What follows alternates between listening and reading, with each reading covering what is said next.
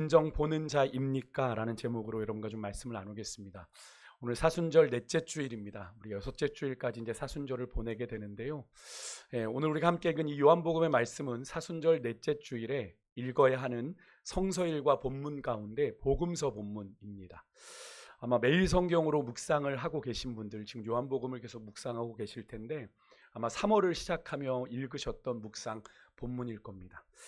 오늘 본문은 사실 앞에 8장에 예수님께서 초막절에 나는 세상의 빛이다 라고 소개하시며 가르치셨던 그 내용, 8장의 내용의 연장선에서 이해해야 되는 본문입니다. 그래서 우리가 8장 12절의 말씀, 예수님께서 자기를 이렇게 선언하셨는데 한번 읽겠습니다. 같이 읽습니다. 시작.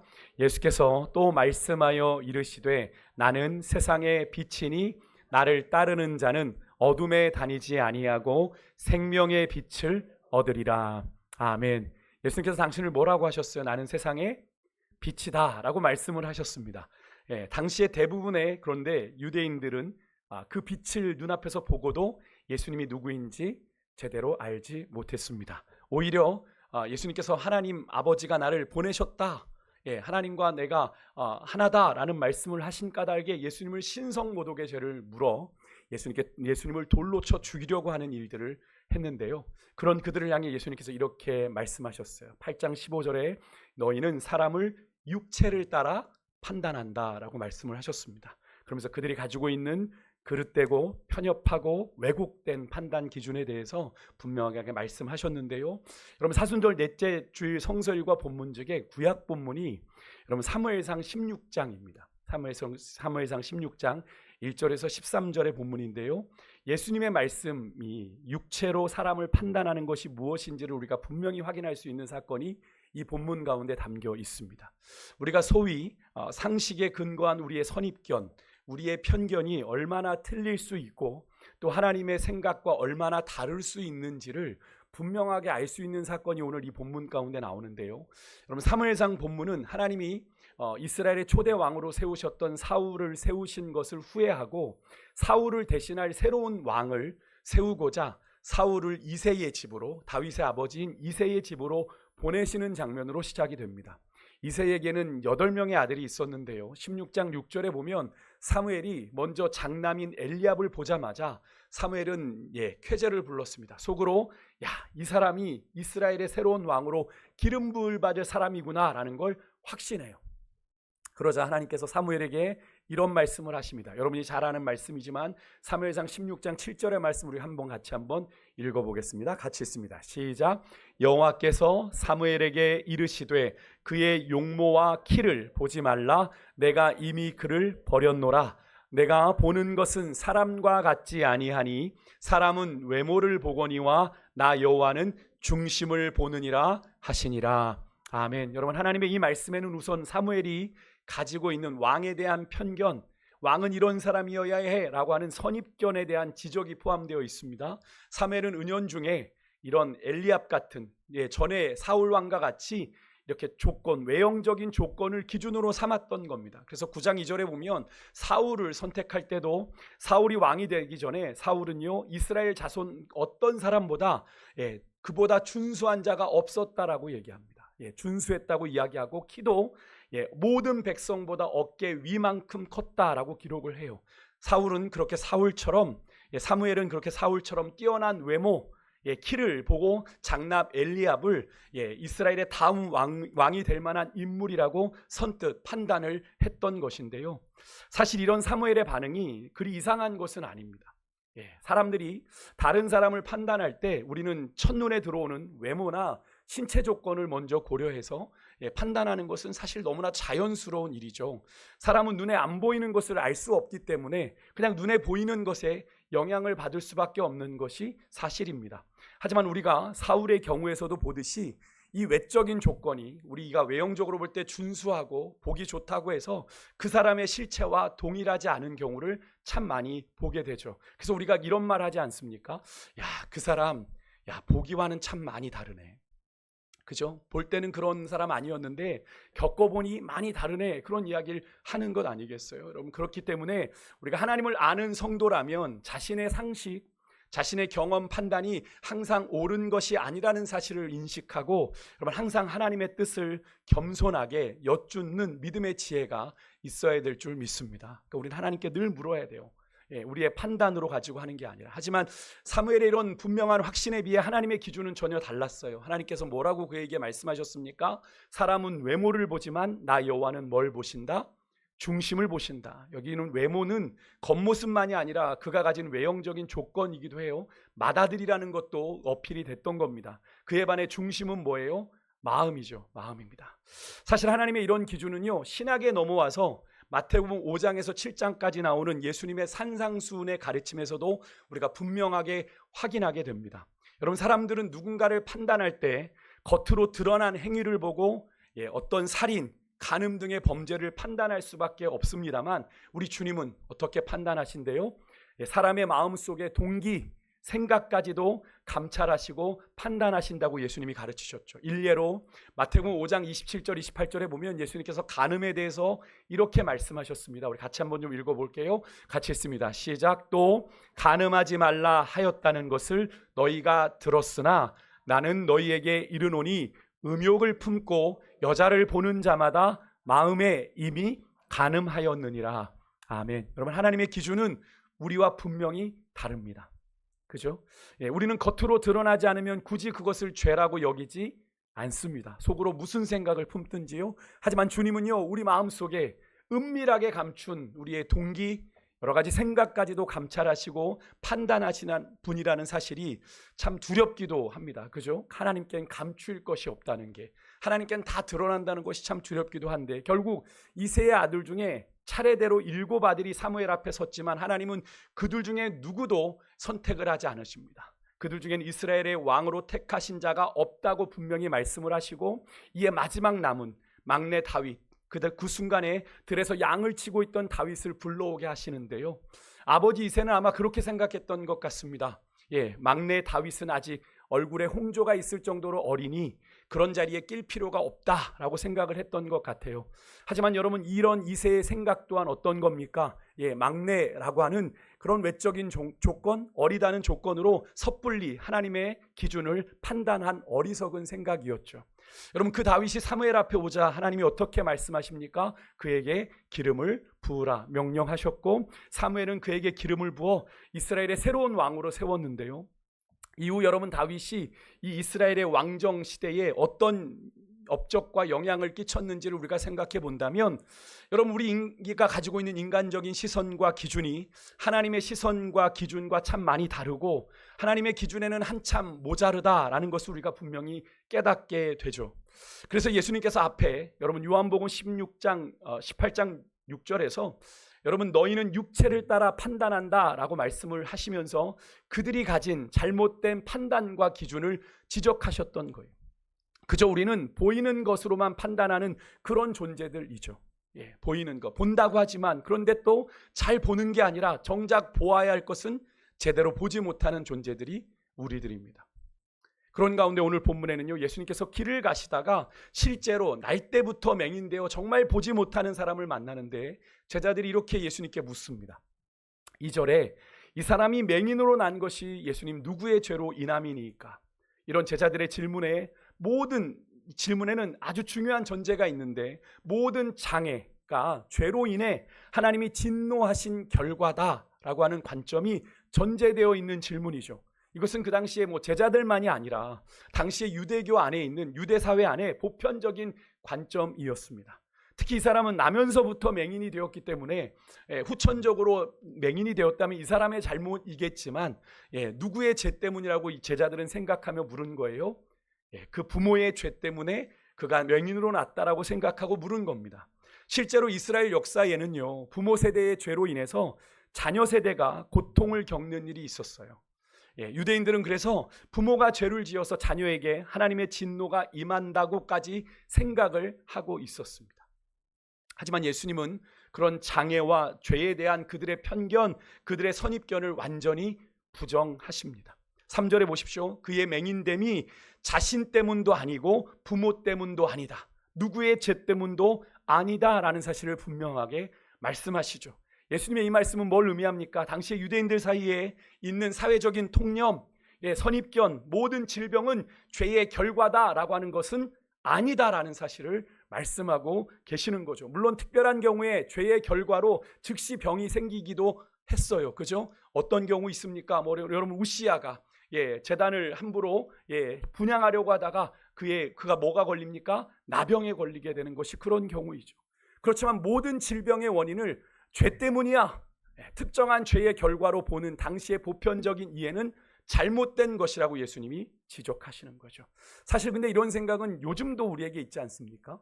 우리의 생각 중에 은연중에 자리 잡고 있어요. 누가 잘못되거나 누가 병에 걸리거나 우리 뭐라고 생각합니까? 물론 긍휼히 여기시기도 하겠습니다만 에휴, 무슨 죄를 또 무슨 잘못을 저질러서 저래. 은연중에 우리는 그렇게 생각을 하는 거죠. 또 하나, 예수님께서는요 그 당시에 부모의 죄 때문에 자식이 대가를 치른다는 그 당시의 통념도 반대하십니다. 당시에 이스라엘에는 이런 속담이 있었어요. 아버지가 신포도를 먹었으므로 그의 아들이 이가 시다. 이게 무슨 말입니까? 아버지가 포도를 먹었는데 왜 그 아들이 이가 셔요? 아버지의 것이 영향을 준다라는 속담이 있었다라는 거죠. 하지만 하나님은요 타락한 이스라엘 향해서 이렇게 말씀하셨어요.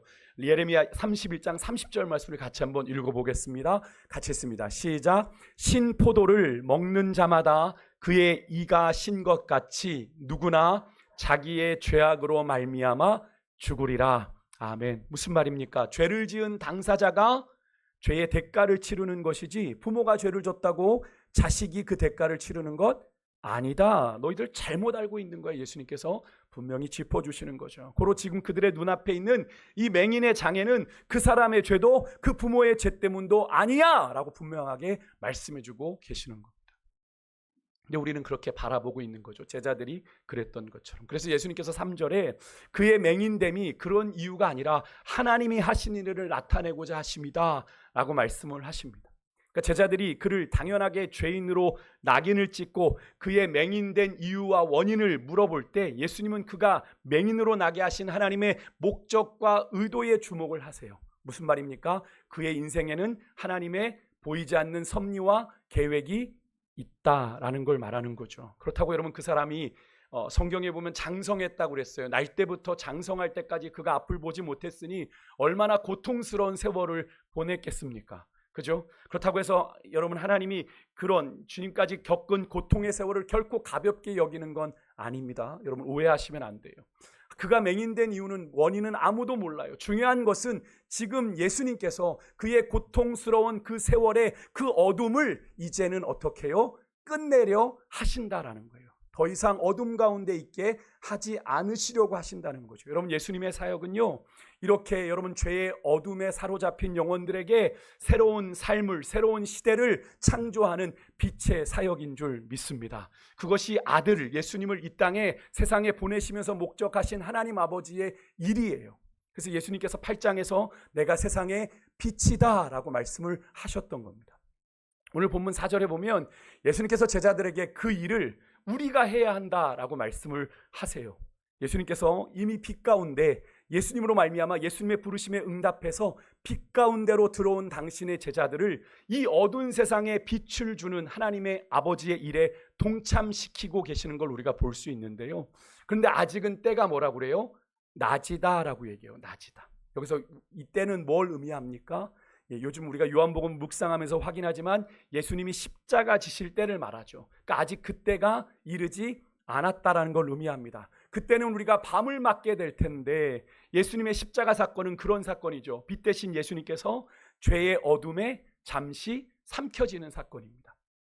그때가 오기까지 빛이신 예수께서 이 세상에 계시는 동안에는 낮이다라고 예수님이 말씀하고 계시는데요. 물론 머지않아 이제 이 사건 이후에 예수님께서 본격적으로 예루살렘 십자가 길을 걸어가시게 되기 때문에 어둠이 잠시 동안 빛을 삼키는 밤이 올 것이고 그때는 아무도 하나님의 일을 할 수 없을 것이지만 영원한 빛이 그 어둠을 삼키고 찬란하게 비칠 때가 오는데 그것이 언제예요? 바로 예수님께서 사망의 죽음의 권세를 이기시고 부활하실 때이죠. 그때가 되면 다시는 하나님의 일을 멈추는 일이 없게 될 텐데 근데 여기서 이제 질문이 생깁니다. 그렇다면 여러분, 빛 대신 예수님께서 세상에 계시는 시간은 제한적인데, 한정적인데, 누구를 통해서 예수님은 이 어두운 세상에 빛을 주는 이 하나님 아버지의 일을 멈추지 않고 계속 하실 수가 있는 걸까요? 그것은 바로 그리스도의 몸된 교회가 그 하나님의 일을 감당하게 되는 것이고, 그것은 주의 움직이는 교회인 이 성도들을 통해서 계속 되어질 것인데요, 그 사실을 우리가 어디서 확인하게 됩니까? 우리가 요한복음이 맞춰지고 사도행전의 이야기를, 성령께서 이 땅에 오신 다음에 사도들이 행했던 사도행전의 말씀들을 통해서 지금까지 그 빛 대신 역사가 일어나고 있는 걸 우리가 확인하게 되죠. 사도행전뿐 아닙니다. 여러분, 기독교의 선교의 역사 가운데 어두운 곳에 빛이 들어가고 생명이 잉태되어지는 역사들을 우리가 지금까지 보아오지 않았습니까? 그래서 예수님께서는 마태복음 5장 14절에 산상수훈에서 이렇게 말씀을 하신 거예요. 같이 한번 좀 읽어보겠습니다. 같이 읽습니다. 시작. 너희는 세상의 빛이라. 산 위에 있는 동네가 숨겨지지 못할 것이요. 아멘. 아멘이십니까? 예수님께서 당신으로 말미암아 빛 가운데로 나온 우리들을 향해서 하시는 말씀이에요. 너희는 뭐래요? 세상의 빛이다. 그러니까 그리스도인은 죄로 어두워진 세상에 빛을 주는 하나님의 일에 부르심 받은 사람들이다라는 걸 여러분 결코 잊어서는 안 됩니다. 그래서 우리가 금요일에 나눈 말씀을 보면 너희들을 빛의 아들들이라고 예수님은 부르셨고요, 사도 바울은 에베소서 5장에서 빛의 자녀들이라고 우리를 부르기도 했던 겁니다. 그리고 예수님께서는 하나님의 일을 이제 행동으로 옮기시는데, 이 맹인을 치료하시는데 이전과는 좀 다른 독특한 치유의 행위를 선보이세요. 먼저 예수님께서 땅에 침을 뱉으십니다. 그리고 그 침으로 땅 흙을 이겨서 진흙을 만들어 맹인의 눈에 바르시는데요, 여러분, 이 장면에서 어떤 모습이 좀 연상되십니까?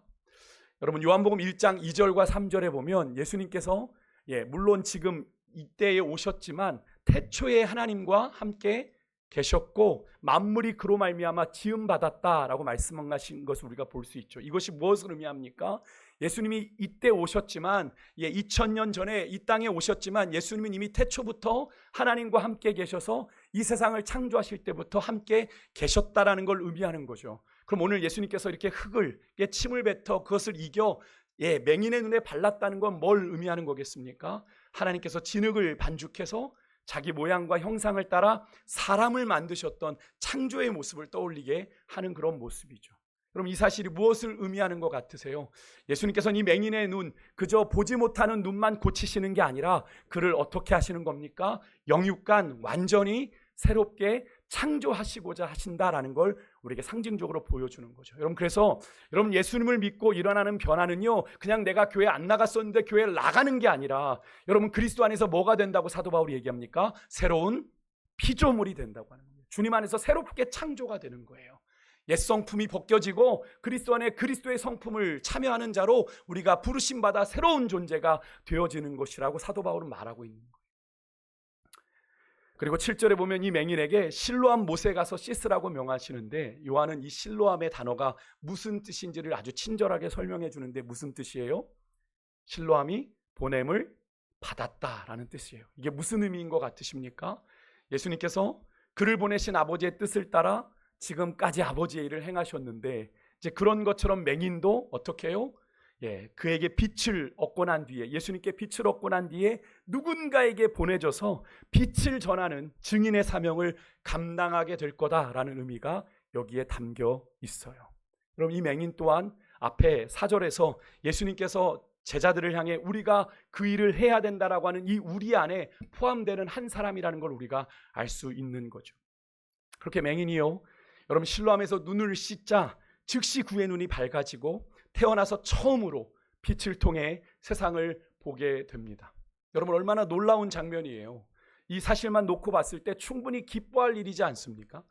사실 이사야 35장 5절에 이런 말씀이 있어요. 메시아 예언인데요, 같이 한번 좀 읽어볼까요? 같이 읽습니다. 시작. 그때에 맹인의 눈이 밝을 것이며 못 듣는 사람의 귀가 열릴 것이며. 여기에 그때란 이 표현은 뭘 의미하냐면 메시아 되신 예수님이 오시면이란 뜻입니다. 이사야 시대에 메시아가 오시는 건 초림을 의미하기도 하고 재림을 의미하기도 하는 거죠. 우선 앞에 초림의 때 예수님께서, 메시아 되신 예수님께서 이 땅에 오시면 어떤 증거가 나온대요? 맹인의 눈이 밝아질 것이고 못 듣는 사람의 귀가 열리는 그런 역사가 일어나게 된다. 근데 그 일이 지금 누구 앞에서 벌어졌어요? 하나님의 택한 백성 유대인들 앞에서 벌어지고 있는 겁니다. 그들의 눈앞에서 그런 일이 벌어졌으니 얼마나 기뻐할 일이에요. 야, 진짜 메시아인가 보다 생각해야 되는 건 아닙니까? 그런데 그런 우리의 기대와 다르게 이 맹인이 예수님으로 인해서 눈을 뜨게 되니까 이 바리새인들 사이에서는 분쟁이 일어나요. 그것을 믿지 못하니까 분쟁이 일어나는 겁니다. 그리고 18절에 보니까요, 그 눈을 뜬 사람의 부모를 불러서 자초지정을 확인하게 됩니다. 정말 그가 눈을 못 떴던 사람인지, 그가 정말 날 때부터 맹인이었던 사람인지를 물어보는 거예요. 하지만 그 부모는요, 알았어요.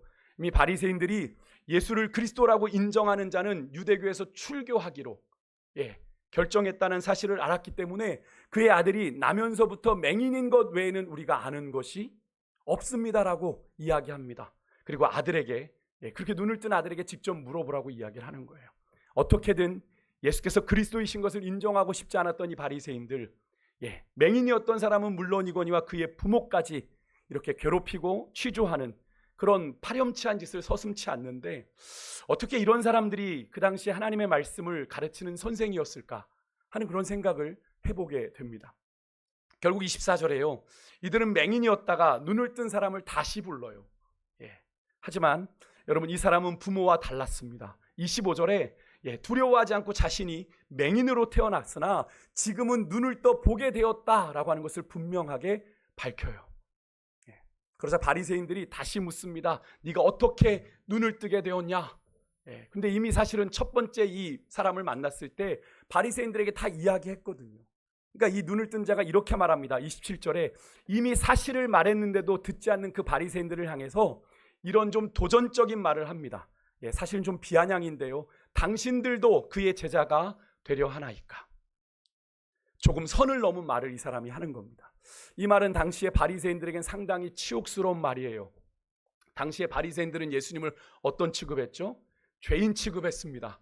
저 깡촌 나사렛에서 온 이상한 선생이라고 생각했습니다. 근데 그런 그의 제자가 된다? 바리새인들은 그 당시에 종교 엘리트인데 그런 그의 제자가 되려느냐는 이 맹인의 눈을 뜬 사람의 말은 상당히 긁히는 이야기죠. 요즘 표현으로 비하면.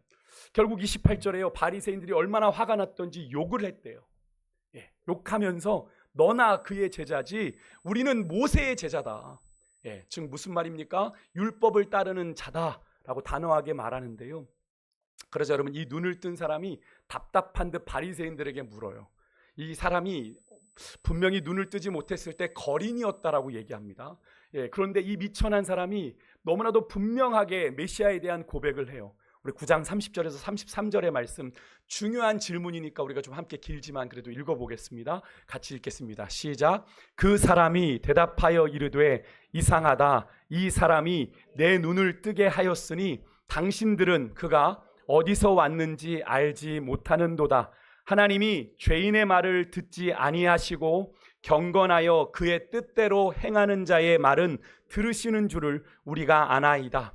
창세 이후로 맹인으로 난 자의 눈을 뜨게 하였다함을 듣지 못하였으니 이 사람이 하나님께로부터 오지 아니하였으면 아무 일도 할 수 없으리이다. 아멘. 무슨 말입니까? 이 사람이 비록 맹인으로 누구한테 구걸하는 그런 거린의 삶을, 미천한 삶을 살았지만 그래도 분명한 예수님에 대해 아는 사실 두 가지가 있는데, 먼저는 자신이 눈을 뜬 것을 하나님이 허락하셨다라는 거죠. 예수님은 그 하나님의 일을 하신 분이라는 거죠. 그런데 자기는 어떻게 알고 있어요? 하나님이 죄인의 말은 듣지 않으세요. 그죠? 누구의 말을 들으셨어요? 근데 하나님이 예수님의 말을 들으셨다면 예수님은 뭐가 아니에요? 죄인일 리가 없다고 얘기를 하는 겁니다. 그 당시 바리새인들이 예수님을 죄인으로 몰아가고 있었는데 그것을 그렇게 아주 돌려서 부정하는 거죠. 그럴 리 없지 않습니까? 두 번째, 예수는 이 눈을 뜬 사람에게 어떤 존재냐면 경건하여 그의 뜻대로 행하는 자, 죄인이 아니라 경건하여 하나님의 뜻대로 행하는 자입니다. 바리새인들은 그런데 이 예수가 어디로 왔는지 모른대. 그는 확실히 알아요. 맹인은 확실히 압니다. 창세 이래 날 때부터 보지 못한 자의 눈을 뜨게 했다는 소리를 내가 들어본 적이 없는데 이 일을 누가 하셨어요? 예수님께서 하셨다면 그가 하나님께로부터 온 것이 분명하지 않습니까? 여러분, 너무나도 논리적이지 않습니까? 여러분 어떠세요? 너무나도 분명한 예수님에 대한 신앙 고백이죠. 그의 그는 그의 뜬 눈으로 분명히 보았기 때문에, 예수님이 하신 일을 보았기 때문에 단호하게 말하지 않을 수가 없었던 겁니다. 부정할 수가 없었던 거예요. 내가 나면서부터 본 적이 없는데 그를 만나 내가 눈을 떴단 말이죠. 부정할 수가 없는 거예요. 근데 여러분, 여기서 질문 드릴게요. 그러면 여러분, 우리도 예수님 만난 사람들 아닙니까? 그죠? 그래서 우리가 여기서 예배드리고 있는 거잖아요. 여러분, 우리들에게도 이런 단호한 이런 믿음의 고백이 있으십니까? 아멘. 근데 여러분, 이 말을 한 사람은 방금 전 눈을 뜬 거린, 미천한 사람이었다는 사실인데요. 그런 미천한 사람의 완벽한 논리에, 소위 그 당시에 아까도 말씀드렸지만 종교 엘리트, 바리새인들, 종교 엘리트라고 자부했던 바리새인들이 지금 많은 군중들 앞에서 망신 아닌 망신을 당하게 된 거예요. 반박할 수가 없는 거죠. 결국 그들이 할 수 있는 건 뭡니까? 그들이 가지고 있는 권력을 가지고 그를 욱박지르고 내쫓는 것 빼고는 없어요. 그래서 그를 그대로 유대교에서 출교시켜 버립니다. 얼마나 많은 대가를 지불해야 했는지 여러분 상상이 되세요? 예전 시족사회를 생각하면 그 시족사회에서 추방을 당하는 겁니다. 삶의 터전을 잃어버리고 삶의 모든 것을 잃어버리는 상황인 거죠. 근데 그렇게 맹인에서 눈을 떴던 그자가 쫓겨났다는 소식을 들으신 예수님이 그를 찾아오세요. 참 저는 이것이 너무나 은혜가 되는데요. 여러분, 예수님이 그저 그가 쫓겨났다는 소식만 들으셨을까요? 아닙니다. 종교 당국자들 앞에서 그가 거침없이 고백했던 그의 신앙의 고백까지 다 들으셨어요. 여러분, 바로 그 주님이 여전히 여러분 우리의 형편과 사정도 다 듣고 아신다는 사실을 여러분 믿으시길 바랍니다. 우리는 어떤 분들은 그래요. 내가 믿음으로 살려고 힘쓰고 애쓰는 거 누가 알아주나? 주님도 모르실 거야 라고 생각하며 지레 믿음의 선한 싸움을 포기하기도 하는데요. 그것은 여러분 주님에 대한 오해입니다. 여러분, 우리 주님은 다 아십니다. 우리가 어떻게 몸부림치고 믿음대로 살려고 하는지 다 아십니다. 그래서 그 주님이 여러분을 위로하실 거예요. 그래서 예수님께서 이렇게 말씀하셨죠. 마태복음 5장 10절에 같이 한번 읽어볼까요? 시작. 의를 위하여 박해를 받는 자는 복이 있나니. 오케이. 아멘이십니까? 천국이 저희 것임인 자들, 구원받은 자들은 의를 위하여 박해를 받는 자들이에요. 신앙생활이 편안하면 안 돼요. 세상 신앙생활이 편안한 건 뭡니까? 그냥 세상과 적당히 맞춰 신앙생활하니까 편한 거예요. 근데 여러분, 진짜 우리가 신앙생활하면 이 세상을 살아가는 게 불편해야 돼요. 왜? 박해를 받으니까. 오늘 맹인이 당했던 것처럼 말이죠. 그렇지만 여러분, 그 박해의 순간에 여러분이 홀로 덩그러니 버려진 것이 아니라 주님이 그 가운데 함께 하시는 줄 믿습니다. 하나님이 결코 애면하지 않으세요. 보십시오. 오늘 주님은요, 그 눈을 뜬 자에게 찾아가셔서 그의 신앙 고백을 인정해 주세요. 그리고 그의 고난을 위로해 주십니다. 그가 살았던 삶의 터전, 유대교의 담장 밖으로 쫓겨난 그 사람, 당장 삶이 막막한 그 사람을 예수님께서는 자신의 울타리 안으로 불러주시는 거예요. 나와 함께 가자. 나와 함께 가자. 그리고 그의 영의 눈이 더 밝아지도록 자신이 누구인지를 그에게 분명히 계시해 보여주시는데요. 35절 후반부터 이런 일이 나오죠. 예수님께서 그에게 질문해요. 내가 인자를 믿느냐? 여기서 인자는 누구를 말합니까? 사람의 아들 아닙니다. 하나님의 아들이심을 네가 믿느냐? 그러니까 이 사람이 뭐라고 얘기하냐면, 그가 누구입니까? 주여, 내가 믿고자 합니다. 내가 믿기를 원합니다. 예수님께서 그렇게 말씀하시죠. 너와 말하고 있는 그가 바로 내가 그니라, 이렇게 말씀하시죠. 그러니까 이 사람이 조금도 망설임도 없이 뭐라고 그래요? 주여, 내가 믿나이다. 아멘이십니까? 그는 조금도 망설이지 않았습니다. 여러분, 주님은 진리 때문에 당하는 고난의 현장에 그 사람을 결코 홀로 두지 않으세요. 반드시 찾아가십니다. 그리고 위로하세요. 그러니까 여러분, 우리가 믿음의 선한 싸움 포기하면 안 되겠죠. 여러분, 이렇게 눈을 뜬 맹인은요, 육신의 눈만 뜬 게 아니라 영의 눈도 뜨게 됩니다. 그죠? 그리고 예수님 만나서 그분을 경험하고 그분의 말씀을 들을 때마다 예수님에 대한 인식과 고백이 점점 더 선명해지고 분명해져 갔어요. 예수님이 누구신지.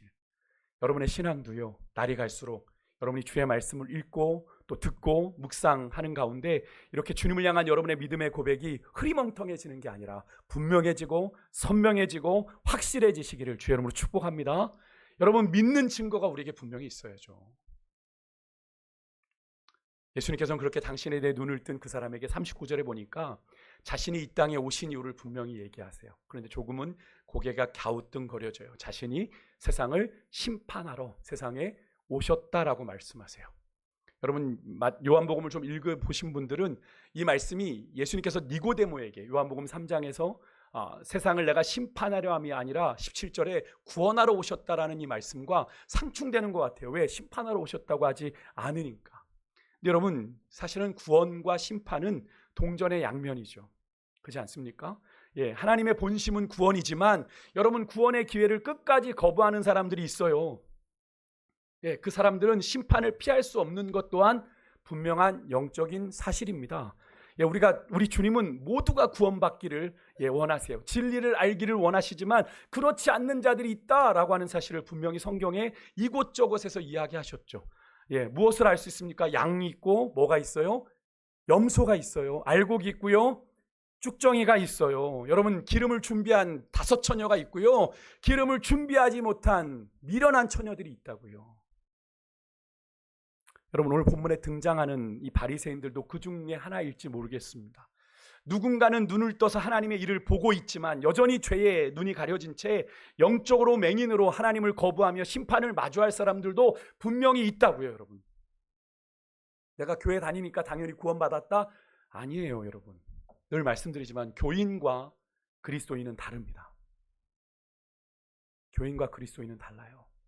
사실 여러분, 그런 사람들은 오늘 예수님께서 39절에 말씀하고 있는 것처럼 스스로 본다고 하는 자들의 눈은 더욱 가려 봐야 할 것을 볼 수 없게 하시는 것이 결국 심판입니다. 금요일에도 제가 말씀드렸죠. 하나님을 계속 거부하는 자들, 결국에는 그들의 선택대로 굳어지게 하나님이 내버려 두시는 게 결국 심판이에요. 그럼 예수님께서 이 말씀을 하실 때 바리새인 일부가 곁에 있었거든요. 그들이 이렇게 말했어요. 스스로 말합니다. 우리도 맹인인가? 우리도 맹인인가? 사실 그렇게 자신들의 이 영적인 현실을 깨닫는 순간이 이들에게는 어쩌면 마지막 기회일 텐데 그들이 이 기회를 잡았는지는 모르겠어요. 그런데 여러분, 그렇게 갈등하는 그들에게 예수님께서 충격적인 말씀을 하세요. 41절 같이 한번 읽어보겠습니다. 같이 읽습니다. 시작. 예수께서 이르시되 너희가 맹인이 되었더라면 죄가 없으려니와 본다고 하니 너희 죄가 그대로 있느니라. 아멘. 여러분, 이게 무슨 말씀이에요? 되게 무서운 말씀입니다. 그들이 눈을 뜬 맹인처럼 보지 못했다고 한다면 눈을 뜨는 은혜를 받겠지만 지금 이 바리새인들은 어떤 자들이죠? 본다는 자들이잖아요. 안다는 자들이잖아요. 너희들이 본다면서 메시아 되신 예수님을 메시아로 인정하지 않고 그를 죄인 취급하기에 너희들 그 죄로 말미암아 결국엔 심판받게 될 거야. 본다고 하니까. 차라리 모른다고 하지. 여러분, 하나님 앞에서 죄와 의는 결국 내가 예수님을 보는 우리의 영적인 시력의 유무에 따라 결정이 돼요. 여러분, 혹시 여러분들 가운데 조금 전 일부 바리새인들이 자조 섞인 고백을 했던 우리도 맹인인가의 질문을 던질 만한 영적인 상태에 계시는 분 혹시 없으세요? 주님을 향한 영적인 시력은 계속 잃어가는데 세상을 향한 우리의 시력만, 육신의 정욕, 안목의 정욕, 이생의 자락에만 우리의 시력이 나날이 좋아지고 있지는 않으세요? 그래서 여러분, 그래서는 오늘 맹인의 눈을 뜨게 한 이 실로암의 역사는 절대로 일어날 수가 없어요. 실로암이 무슨 의미였습니까? 보냄을 받았다라는 뜻이었어요. 이게 무슨 의미라고 그랬죠? 그렇게 참빛 대신 예수님으로 말미암아 눈을 뜨게 된 그가 누군가에게 보내져 그 참빛 되시는 예수 그리스도를 전하는 사명을 받았다라는 의미잖아요. 그는 굳이 말하지 않아도 그의 존재가, 여러분, 이 맹인의 존재가 날 때부터 맹인되었던 자이기 때문에 그가 눈을 떴다는 사실만으로도 예수가 그리스도이심을 드러내는 증거이죠. 여러분, 이 증인된 사명은 오늘 본문에 등장하는 이 날 때부터 맹인된 자에게만 주신 사명이 아니라 그와 마찬가지로 죄와 어둠 가운데 태어나서 어둠의 자식이자 죄인이자 영적으로 맹인이었지만 우리에게 참 생명의 빛을 주신 주님으로 인해 새로운 삶을 누리게 된 여러분과 저의 사명이기도 한데요. 이것을 한마디로 정의하면 복음의 증인된 사명. 여러분, 그 증인된 사명을 감당하기 위해서 선행돼야 될 게 뭐냐면 그건 바로 예수님을 나의 주님으로 내가 온전히 볼 수 있는가. 여러분은 예수님을 나의 주님으로 온전히 보실 수 있으세요? 여러분은 진정 주님을 보는 자이십니까? 지금도 살아계셔서 역사하시는 그 전능하신 창조주 하나님을 여러분은 온전히 보는 자이세요? 바라기는 여러분과 제가 나의 힘과 노력으로 사는 삶이 아닌 그분의 힘으로 살고, 그분의 지혜로 살고, 그분의 사랑으로 사랑하고, 그분의 나라를 소망하며 살기를 간절히 원합니다. 그리고 그분이 나를 통해 하시는 일을 세상에 좀 보여주는 그런 존재들이 되었으면 좋겠어요. 정말 생명으로 산다는 게 무엇인지, 정말 빛 가운데 거닌다는 것이 무엇인지를 우리의 삶을 통해 세상에 드러내 보여주는 겁니다. 너희들이 그리스도인이라고 하는데 너희들의 삶이 뭐가 다른 거야? 라고 얘기했을 때 나는 너희들이 보지 못한 참빛을 만났어 라고 고백할 수 있는 삶이어야 한다는 거죠. 여러분, 오늘 맹인만 보냄을 받은 것이 아니라 여러분, 실로암은 우리가 세상으로 보냄받았음을 의미하는 겁니다. 우리가 아까 실로암 찬양 부르셨잖아요. 여러분, 오늘 이 시대를 사는 여러분, 우리는 진정으로 주님에 대해서 눈뜬 자로 사는 그런 존재가 되기를 원하는데, 여러분, 그 사명을 감당하려면 우리 안에 실로암의 역사가 일어나야죠.